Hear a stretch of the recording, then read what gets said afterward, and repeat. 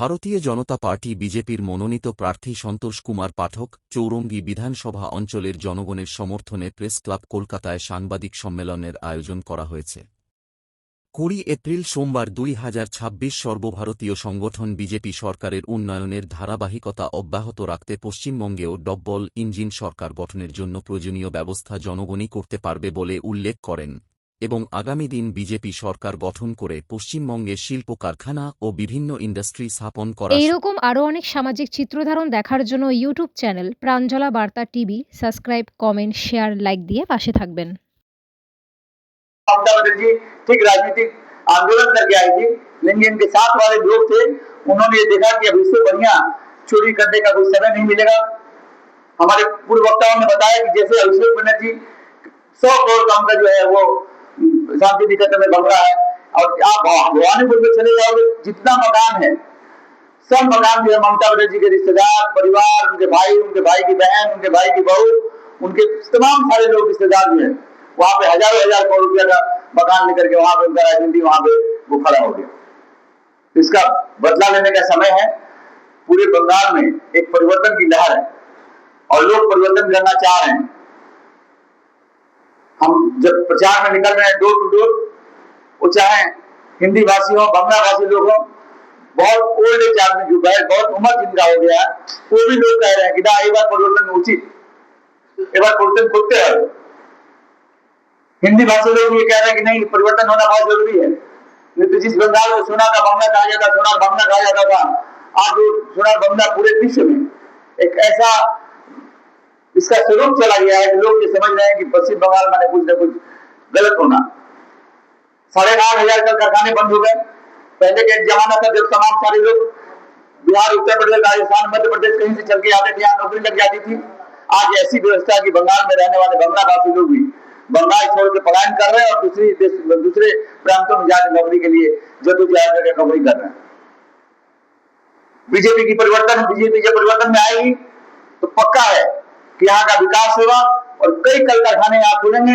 और वैसे भी हमारे अमित शाह जी गृह मंत्री ने आकर के यहाँ पे कहा है कि जो बेरोजगार युवक युवती हैं उनके लिए हर महीने हमारे 5 तारीख के चुनाव के फल प्रकाश के बाद, 4 तारीख के फल प्रकाश के बाद हम लोग जो है यहाँ के बेरोजगार जो युवक युवती हैं उनके लिए 3,000 रुपया जो है हर महीने उनके खाते में बैंक अकाउंट में चला जाएगा। वन टाइम जो है 15,000 रुपया भी उनके खाते में चला जाएगा। महिलाएं हैं उनके लिए पूरे बंगाल में जो है परिवहन व्यवस्था निःशुल्क कर दी जाएगी।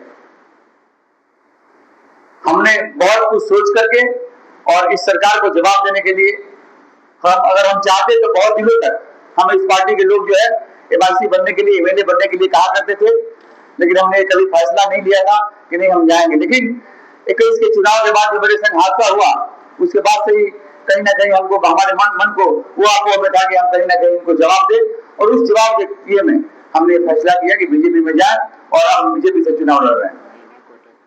आप लोग जानते हैं कि जैसे सुदीप बंदोपाध्याय, उनका राजनीतिक उत्थान जो है वो राजनीति से नहीं रहा।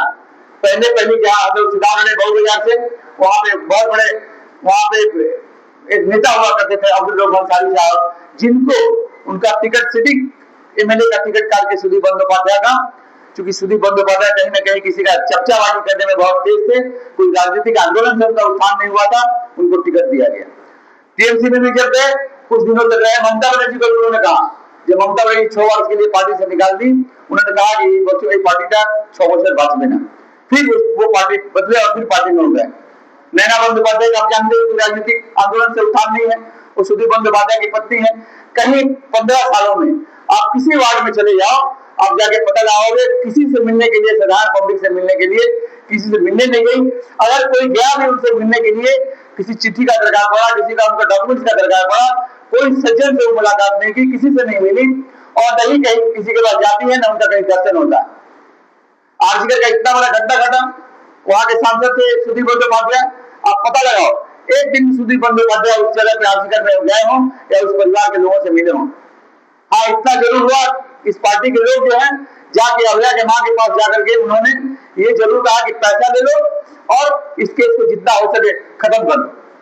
जहां जहां जो घटना घटा वहां वहां पे जो है ममता बनर्जी की टीम जो है पहुंच करके ये चाहेगी इसको ये इसका कोई प्रारूप नहीं हो, इसको किसी भी तरह चाप दिया जाए और पैसा देके किसी भी तरह इसको खत्म कर दिया जाए। बस एक ही आंदोलन ये रहा। दूसरी बात उन्होंने ये भी कहा कि महिलाएं 8 बजे के बाद घर से बाहर नहीं निकले। ये पूरे जहां पे बीजेपी का राज है या और भी दूसरे किसी का राज्य है वहां पे ऐसा कोई किसी ने नहीं कहा कि आप महिलाएं जो है 8 बजे के बाद बाहर नहीं निकलेंगी। आप जाके देखो बेंगलोर में, गुजरात में, दिल्ली में, तमाम सारे जगहों पे है, वहां पे जो है वो रात 3 शिफ्ट चलता है और 3 शिफ्ट वहां जो लड़कियां हैं वो काम करती हैं और पूरे खुले मन से घूमती है। कोई वहां पे होने वाला कुछ ऐसा नहीं है। लेकिन किसी बंगाल ही ऐसा जगह है जहां महिलाओं के ऊपर बहुत ज्यादा अत्याचार और कई घटना अभया जैसा, कामदूनी जैसा, संदेशखाली जैसा घटना यहाँ पे घटा। आप लोग जानते हैं कि जब से ममता बनर्जी आई सारे कारखाने तो बंद हुए, एक भी कल कारखाना नहीं खुला। अगर चाहती तो नैनो अगर आता तो नैनो के चलते लाखों लोगों का यहाँ पे उपकार होता और बहुत सारे लोग जो बाहर जा रहे हैं काम के लिए वो बाहर नहीं जाते, यहाँ नौकरी मिलती। अब आप लोगों को अगर कोई प्रश्न करना हो तो आप लोग प्रश्न करें।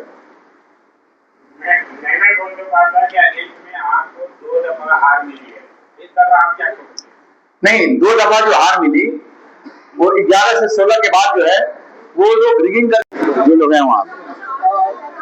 अब जो ये विधानसभा में खड़े हुए हैं बहुत बड़ी ये है, कितना देख रहे हैं आप जीतने का आशा है? जीतने में क्या आशा है? ना पूरा 100% विश्वास है कि हम चुनाव जीतेंगे। आपके एजेंट में जो है वो हेवीवेट कैंडिडेट है नैना बंदोपाध्याय, ये क्या बोलेंगे? हैवीवेट किसको आप लोग बोलते हैं हम नहीं समझ रहे। हैवीवेट जो है किसको बोला जाता है इस बात को हम अभी तक नहीं समझ पाया। उनका राजनीतिक उत्थान जो है, राजनीति से वो आंदोलन करके नहीं आएंगे। वो वहां पे ममता बनर्जी के लिए बहुत ज्यादा सिमूर में, नंदीग्राम में आंदोलन कर दी नैना बंदोपाध्याय और चली आई। ऐसा कोई कहीं भी कोई ऐसा इतिहास नहीं रहा है उनका। वो फिल्म अभिनय के लाइन में थी और फिल्म अभिनय फ्लॉप हो गई के बोल रहे हैं हम इस बात को। अगर बीजेपी वो प्रकल्प चालू नहीं की तो हम राजनीति से विदा ले लेंगे। अमित शाह बोले हैं जो आता है 3000 रुपये इसके वजह क्या